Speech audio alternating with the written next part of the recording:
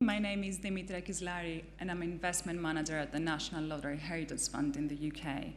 We're kickstarting the session today, How Can Social Impact Investment Work?, with a fantastic panel of 4 delegates, all of them active in the cultural and creative sectors in Greece and abroad. I would like to welcome Elly Andriopoulou. I would like to welcome Siampanis, Yerassimos, Yannopoulos, and Adriano Picinati di Torcello.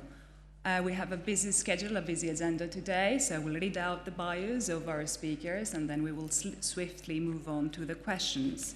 So starting with Elly. Elly Andriopoulou is the Managing Director of the Stavros Niarchos Foundation Cultural Center. She also serves on the Board of Directors of Alpha Bank as a non-exec member. Her professional background includes banking, strategy, consulting, philanthropic grant-making, and now cultural management. She holds an MBA from the Kellogg School of Management at Northwestern University. And then moving on to Siampanis. Has been the Chief Development Officer. He is the Chief Development Officer of Fair Resorts and the Board Advisor for the Benaki Museum since March 2023. Before assuming this post, he was the first Chief Executive Officer of the Benaki Museum, where he successfully carried out an extensive turnaround and restructuring project. He remained in this capacity for 5 years, and prior to this, he served as the museum's Chief Financial and Operating Officer for 6 years. Before joining the museum, he worked as a strategy consultant at BCG, both in Greece and abroad, and he completed his studies at the National Technical University of Athens and Tufts University in Boston. He's a certified executive from Harvard Business School and specializes in negotiations and strategic decision-making. And moving on to Yerassimos Yannopoulos. Yerassimos is a tax advisor and co-managing partner of Zepos and Yannopoulos. An important part of his work involves assisting corporates and family offices on the formation, management, and periodic evaluation of philanthropic activities, with a particular emphasis on the arts and culture. Yerassimos has recently co-authored the study, The Cultural Sector in Greece, Delivering Social Value Through Sustainable Entrepreneurship, sponsored and published by the Anoises. And last but not least, Adriano Picinati di Torcello is the Global Art and Finance Coordinator for the Deloitte Network. He works as a consultant for the finance, art, business, and cultural sectors. Excuse me, and is in charge of art and finance at Deloitte, Luxembourg, an initiative he has been coordinating since its beginning in 2008. Deeply involved in creating awareness of art and finance, Adriano has initiated the Deloitte Art and Finance Conference, which has become the annual benchmark event in the field. He is the co-author of the Deloitte and Art Tactic Art and Finance Report. Now, I would like to move to the questions.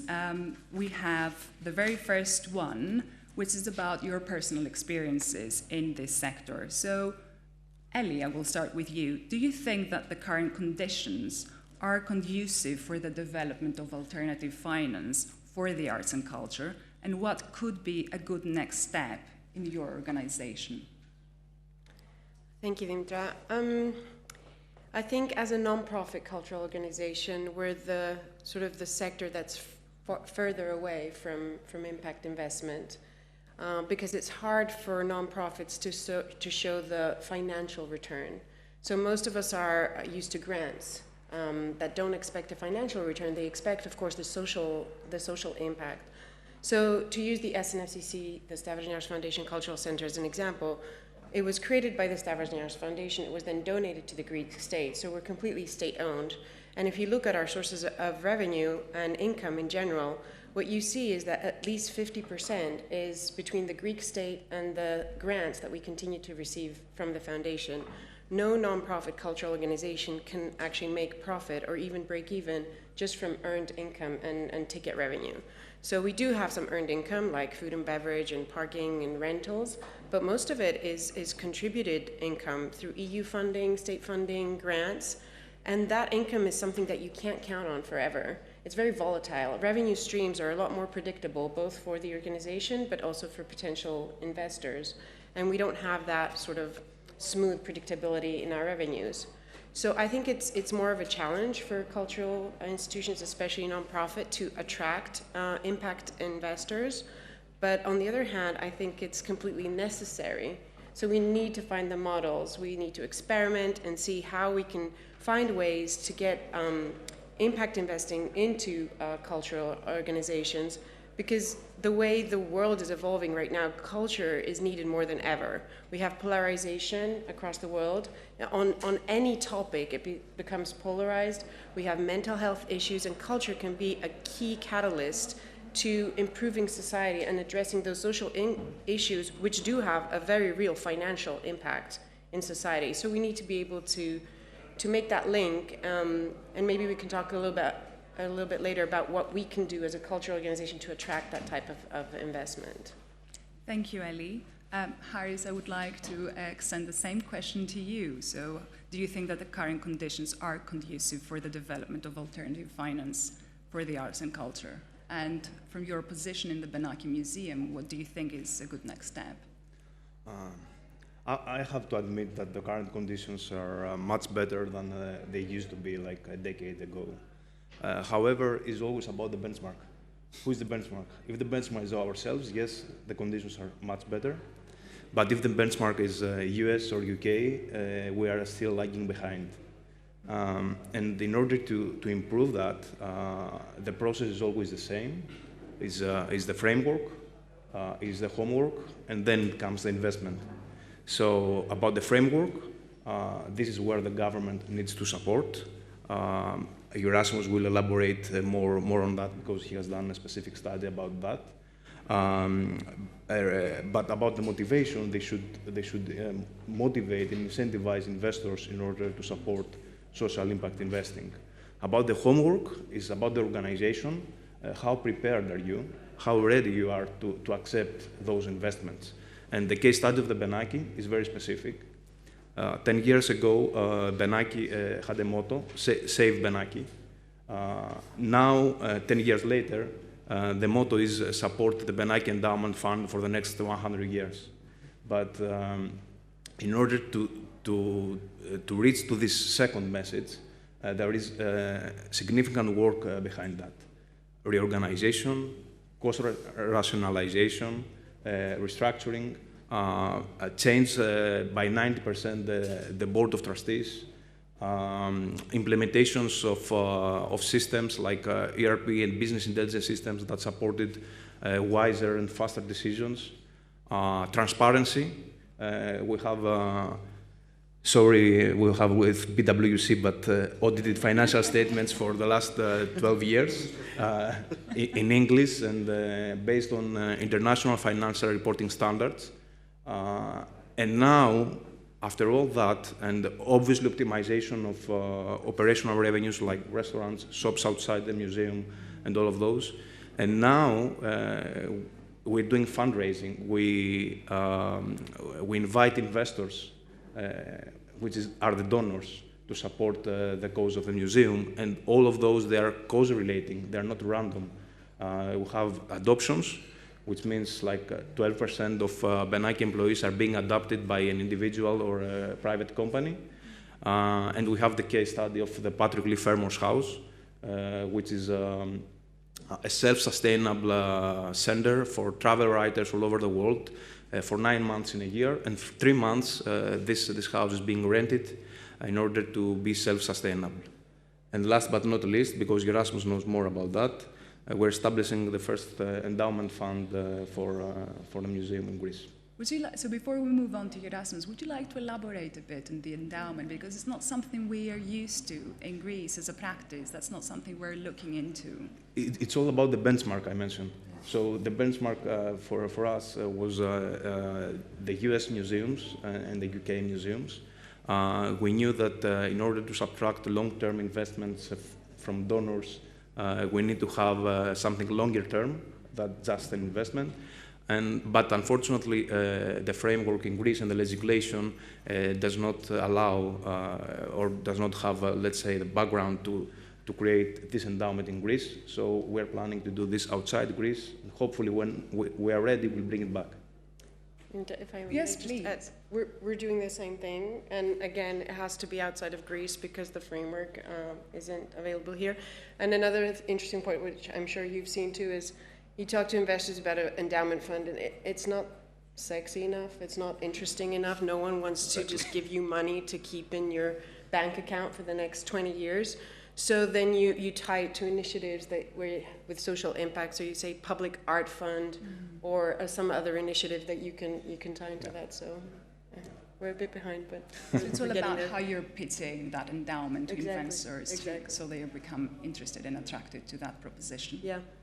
That's brilliant. And moving on to Yerassimos, I know he has a lot to say on tax incentives, so I will extend the same question to you. So based on your personal experience, do you think that the current conditions are fertile for the development of frameworks on alternative finance? And what are you working on in your organization as a tax accountant and lawyer as well?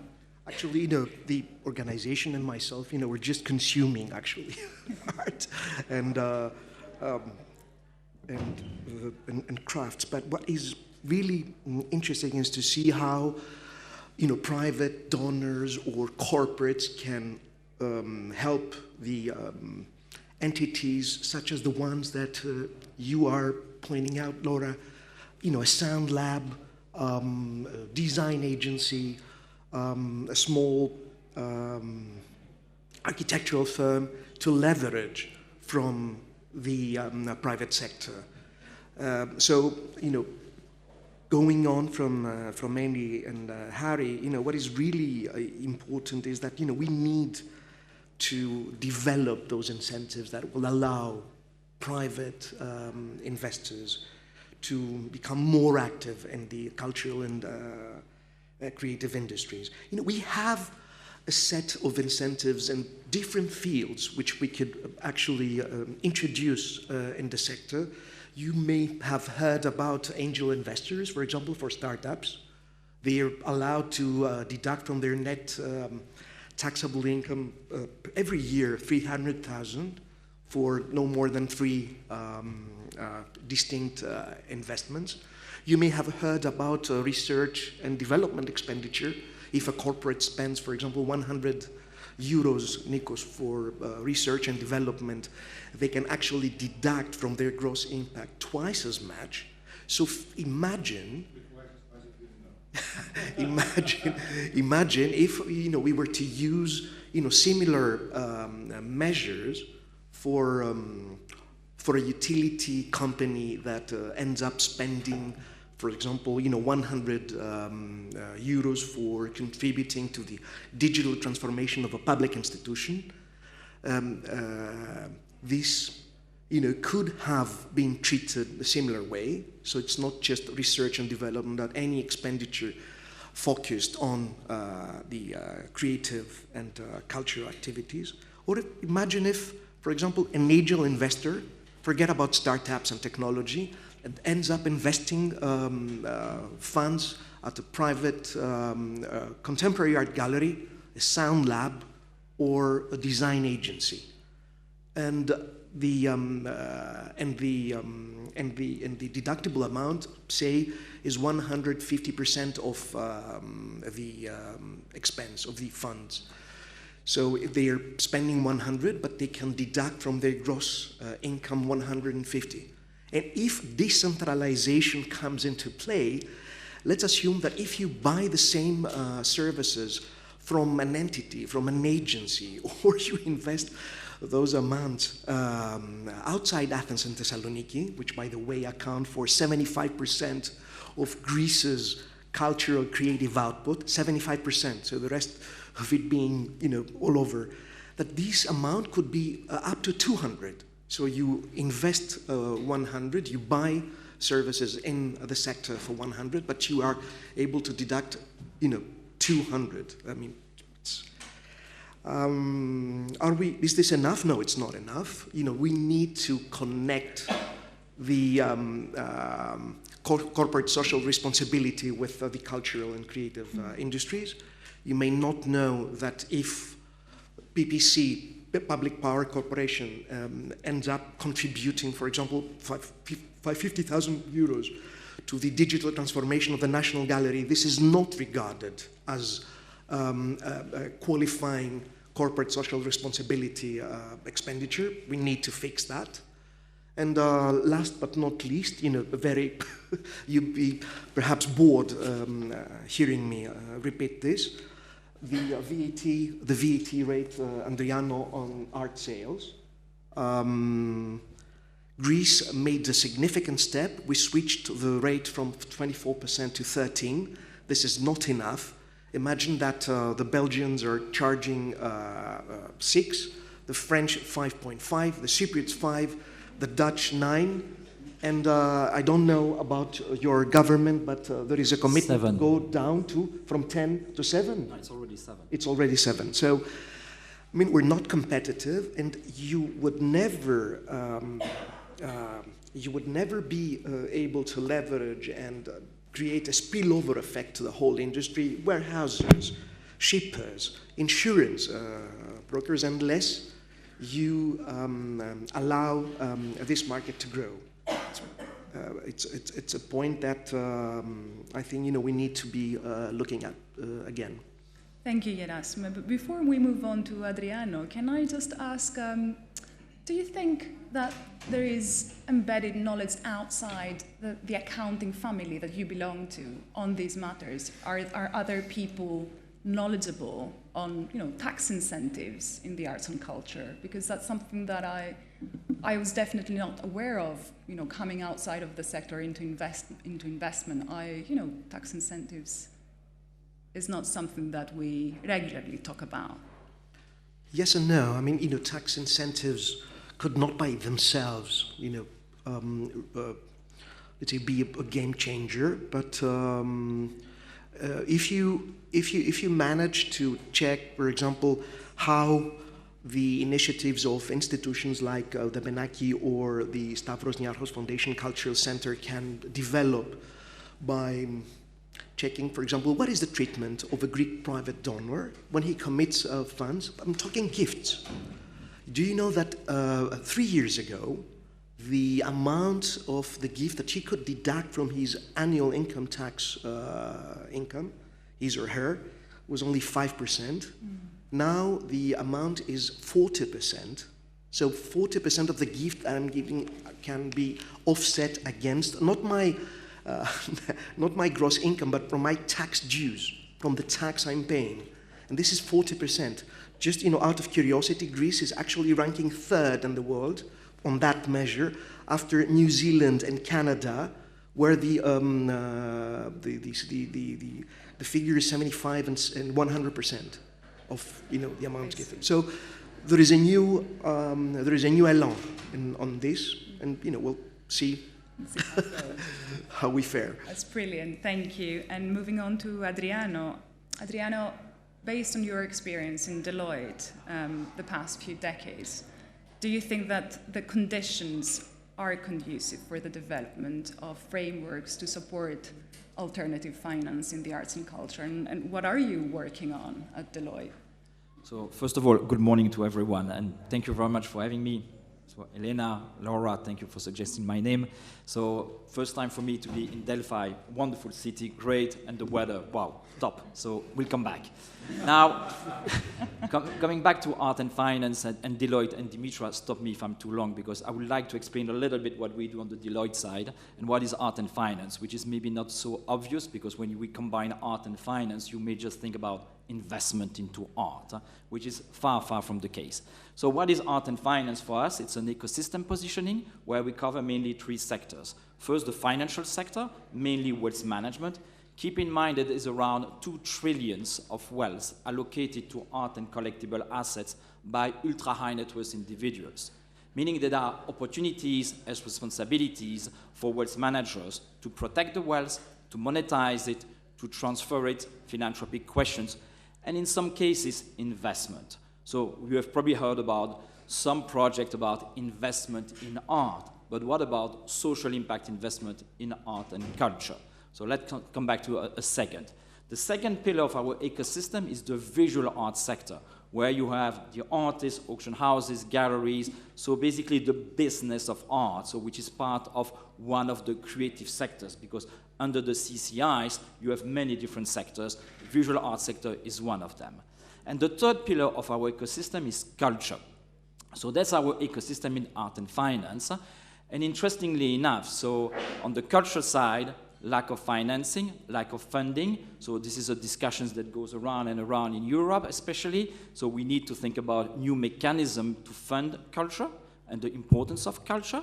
And when you look at creative sectors, we also understand that there's a difficulty to fund these different sectors under the creative and cultural sector.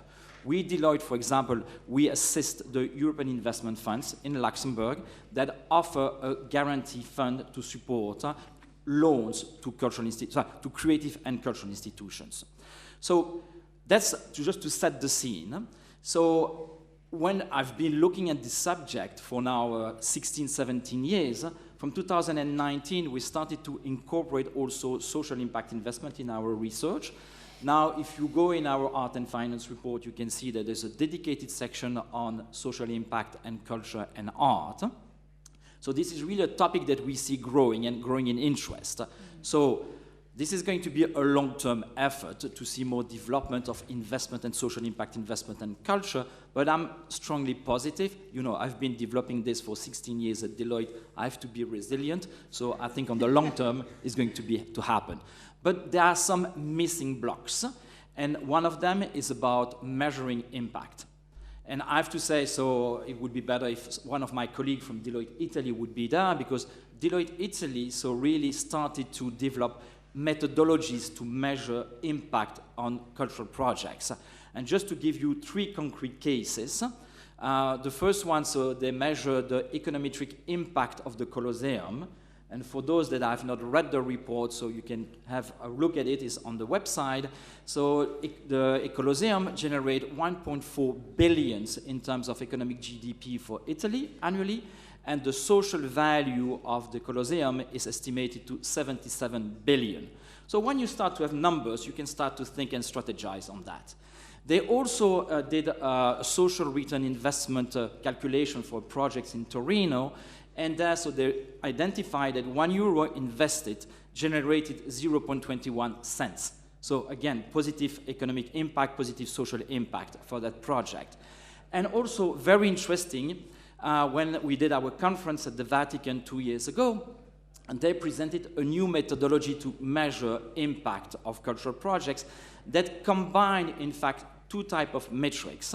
So you have all heard about probably the UNESCO KPIs, and they are using the UNESCO KPIs, but using the GRI sustainability reporting standards to produce KPIs on culture.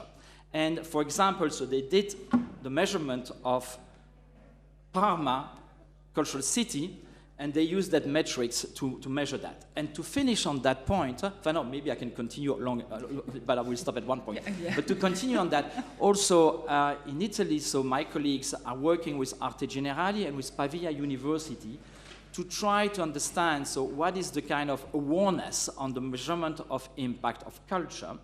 And this is a study that we presented the first result at our conference in November last year, and they will continue to do the research and present new numbers. But they looked at the first 25 corporates, non-profit and for-profit corporates that are involved with culture. And interestingly, so only 8% were aware of the UNESCO KPIs, only 8%. On the other hand, so 75% would like to report about the social impact, and 40-something would like also to report about 42%. So what I want to say is that on the Deloitte side, and especially on social impact, so what we try to do is to first create more awareness, because if you remember my ecosystem, dealing with family offices and with managers, and as Laura explained, can reroute a bit of funding to the cultural sector. But also, you are dealing with family offices. Family offices have also clients that have philanthropic activities, but in order to maximize impact, you need to measure your impact. So this is also why we want to develop those metrics. So they are not yet perfect, but this is a starting point, and more we will develop, more metrics we have, more experience we can refine. And of course, so when you have those metrics, that can also help and develop new mechanisms in terms of funding. And my final point, if I can say, so you probably have heard about the Corporate Social Responsible Directive. So this is going to come in place in Europe by 2025. So this could help probably to have more visibility and transparency around social impact from corporates on different kind of topics, obviously culture included, and that may trigger more metrics on measuring impact. So I stop there for the time being. Thank you very much. These are brilliant insights coming from the panel today. And this brings me really beautifully to my next questions. My next question about the future and going forward, Elly, who do you envisage will be key players in this new area of interest, and what skills are needed to develop further social impact investment? I think the impact investors for culture are probably the first ones are going to be the impact investors for other areas like the environment.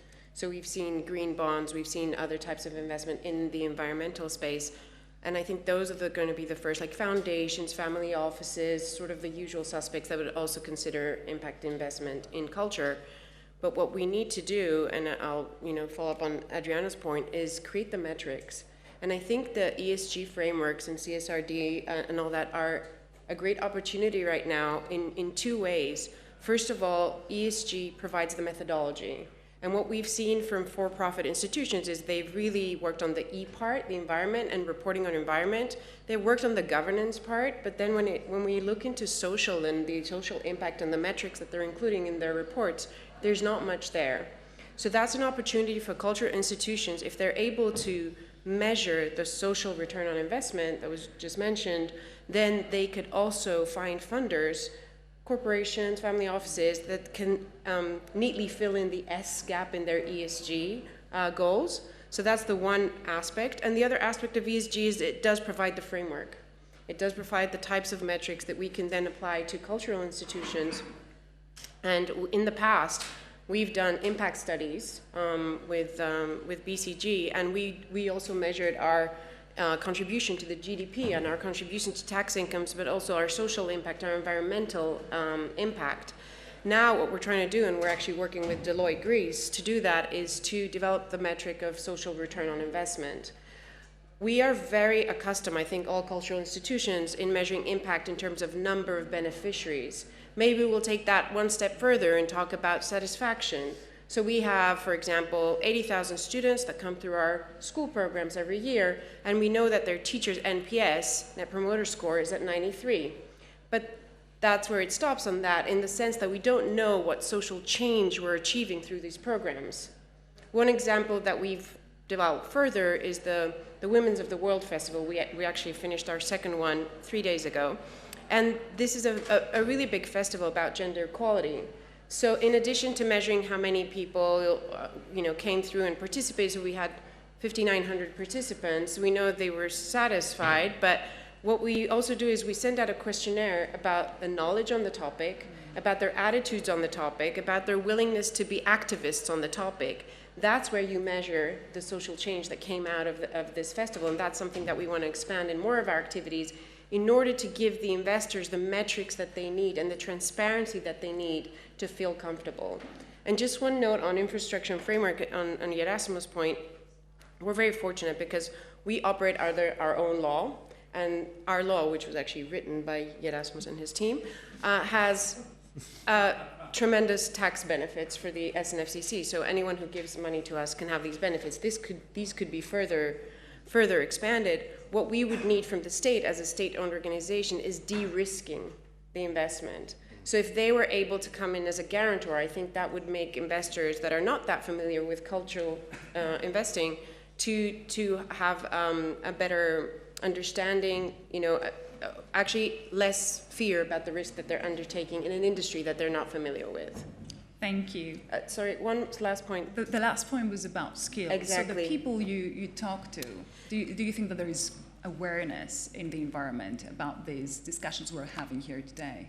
I think cultural institutions generally don't have the skill set to do this type of reporting, these types of metrics, these types of analytics. So it requires an upskilling of the staff and of the teams that are called to, adopt a different language, a metrics language and an impact language. But I also think it needs a different kind of cultural leaders. Cultural leaders, if they want to attract more investments, they need to be able to speak both languages, the social impact and cultural language, but also the business language, and sort of navigate between these two worlds and translate from one world to another. So it's and they also need to do investor relations, which, go to a cultural institution, talk about investor relations. I don't think most people will understand what you're talking about. So it definitely requires different type of technical skill set in the team, but also different type of leadership to be able to take the next step in that direction. Thank you. And Haris, would you agree about the skill set that is needed? I couldn't agree more. When I first I joined the Benaki immediately after BCG. So with BCG we were working in the turnaround project of the Benaki, and then I was offered, unfortunately, to implement the plan that we suggested as the first CFO of the museum. But this showed up the flexibility of a foundation under private law, which acted very promptly in order to address all the issues that it was facing before. And then, after that, Benaki realized that they need to work on a more professional way. So they created, for the first time, a structure with the CEO as the top of the museum, which actually, his job was to serve the academic background and to serve the purpose of the museum behind that. So yes, we need to mix and match a little bit. We need to add people with other skills. And also Benaki did that at the board level, where we changed like 90% of the board members, and we had an absolute balance between business and academic. So yes, we need more skill sets. But I would like to stop to the policymakers. The policymakers have now a tremendous opportunity to shape the future of impact investing.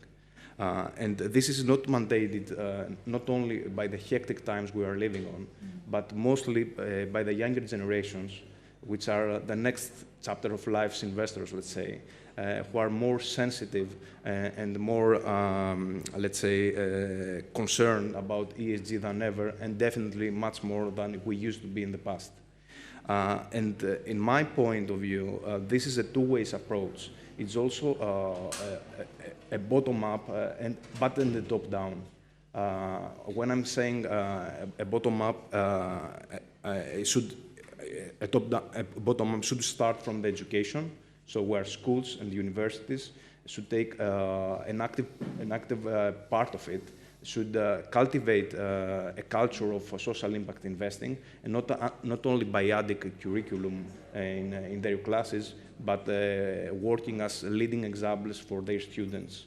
And on the other hand, the policymakers, they have to create an environment where incentivize investors to make investments with social impact, to create clear definitions about what is social impact investing, because I'm pretty sure that if I ask 10 people in this room, I can get 10 different answers about what is social impact investing, to establish very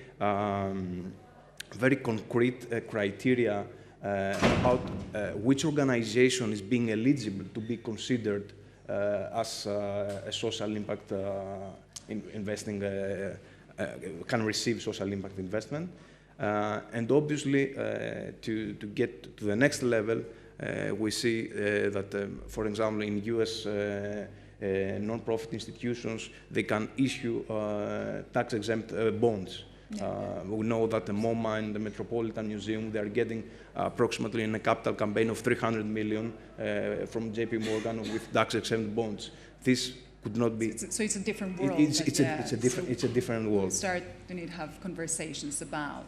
So thank you, Haris. And moving on to Yerassimos, who do you envisage will be key players going forward, and what skills are needed? I think, echoing my co-panelists' views, we need to be we need to act fast. Definitely, contribute the case of Greece. Adriano, in your study, you're showing that, the CCIs or the CCS are accounting for 3 point something of the world's GDP, employing almost 6 point something, 2 of the active population of the planet.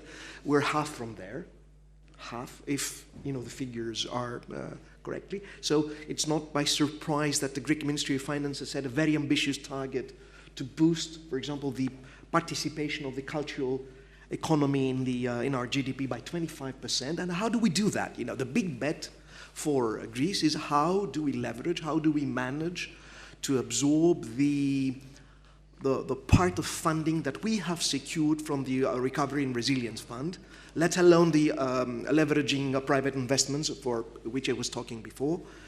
We have, the question is also about the national context. The national context in countries like Greece is very heavy because you have that sort of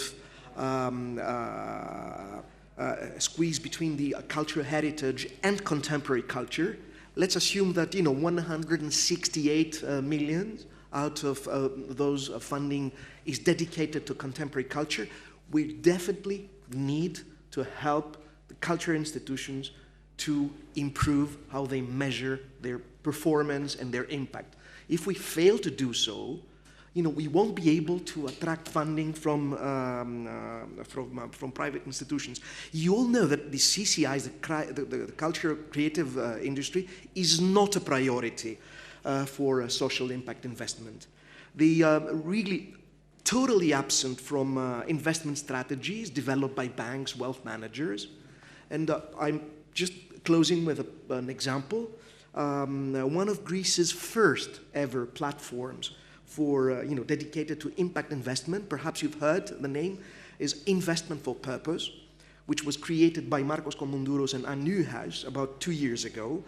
They've been tracking 130 companies for the purpose to see how they could fare in terms of impact, whether they could attract. They've managed actually to secure funding either by equity or mostly by loans. They're doing so in relation to 3 investment verticals: diversity, inclusion, education, and climate environment. And none, not even one of those companies is active in the cultural sector. And what is the reason? The reason is that because they cannot demonstrate, they do not have the ability to demonstrate their measurable impact. Yeah. And moving on to Adriano, the final point and concluding remark for this session. We're talking about skills, we're talking about the future and actors active in the field. Where do you see the future landing, basically? So I maybe would like to come back on a few points, because in terms of education and skill, I think we have to understand that we don't live in one country. We are living in a global world, and there's definitely competition for culture. So when we are looking at our patrons, they are solicited by institutions all over the world, meaning that if we're in Greece, if we're in Italy, if we're in Belgium, in Luxembourg, it's not in silo. So we really have to understand that competition is all around, and we need to be able to demonstrate the impact that we create. And this is why museum directors or directors of cultural institutions need to really understand that they have to produce those kind of KPIs, that have to come up with something. Now the big question is, what's in it for them? So should I change my mind? So that's an open question. So there's a kind of an education gap, understanding what's in it for me. And this reality, and I can tell you, if you go to the Middle East, they can really see things differently than how we see things in Europe, same thing in the US. So I think we have to look at what is happening in the global world. The second point I would like to mention is the next generation. So in our Art and Finance report, we look at, and one of the questions is, what about the interest for social impact investment? And we clearly see a major difference between the next generation and the older generation. They have a very strong appetite for social impact investment. Let's not forget that in terms of philanthropy, we have seen evolution through centuries, and impact is really there. And the next generation are going to be the one that are going to embrace social impact investment and culture, but they would like to have another kind of engagement. So it's not just about philanthropy and giving money. And this is why, so my last point is about how can we leverage technology. And I'm going to be very provocative here with you today. So something that we have been discussing is about fractional ownership of cultural assets, for example. Some people may say this is kind of crazy, but could we think of public-private partnership in cultural institutions to buy or to finance new acquisition, or even to possess part of a collections of a museum? So I will leave that with you because this is a provocation, this is a kind of a new topic, but I can tell you that some players are looking at that, and some have already made some concrete cases in cultural institutions. There is one case in Belgium where you have a group of investors, they bought one painting, and now today this painting is in a museum. So we have to also be innovative in terms of funding, in terms of engagement, how we work in the cultural and creative industry to bring, so the one that would like to be engaged with it, so but that's require transparency, reporting, commitment, and innovation. Thank you, Adriano, and thank you to my wonderful panel today. Thank you to the audience. I hope you learned something today. I definitely did. I will leave you to the next session. Thank you again. Thank you. Thank you.